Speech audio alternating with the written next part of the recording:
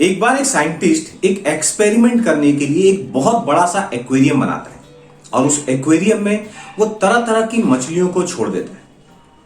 अगले दिन वो उसी एक्वेरियम में एक शार्क को छोड़ता है। शार्क जैसे ही उस एक्वेरियम में आता है तो वो सारी की सारी मछलियों को खा जाता है।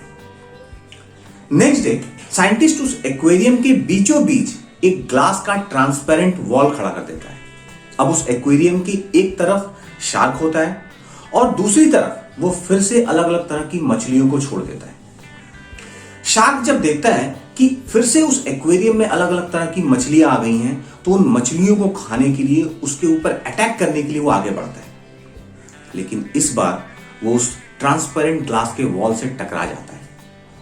उसे समझ नहीं आता कि हुआ क्या है।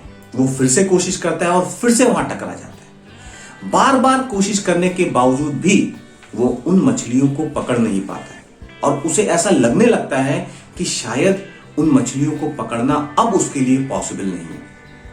और ये सोचकर वो एक्वेरियम के कॉर्नर में जाके बैठ जाता है। अगले दिन साइंटिस्ट उस ट्रांसपेरेंट ग्लास वॉल को उस एक्वेरियम से निकाल देता है और वो देखता है कि जो बाकी की मछलियां हैं वो तो उस एक्वेरियम में चारों तरफ घूम रही हैं, मगर शार्क अभी भी उसी जगह बैठा हुआ है, शांत होकर बैठा हुआ है। कुछ दिनों के बाद उस शार्क की मौत हो जाती है। उस शार्क के मौत का रीजन क्या था? शार्क के मौत का जो रीजन था वो यही था कि उसने एफर्ट करना छोड़ दिया था, अपने कंफर्ट जोन में जाके वो बैठ गया था। लाइफ में भी तो हमारे साथ कई बार ऐसा ही होता है।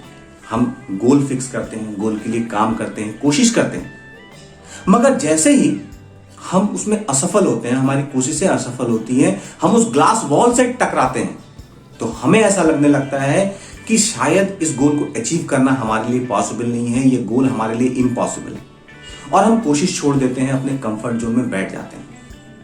मगर किसी ना किसी दिन वो ग्लास वॉल हटती है और अगर हम रेगुलर कोशिश करते रहें तो हम अपने गोल को अचीव करने में सक्सेस जरूर होते हैं। So that's it in this video. Good luck, love you all.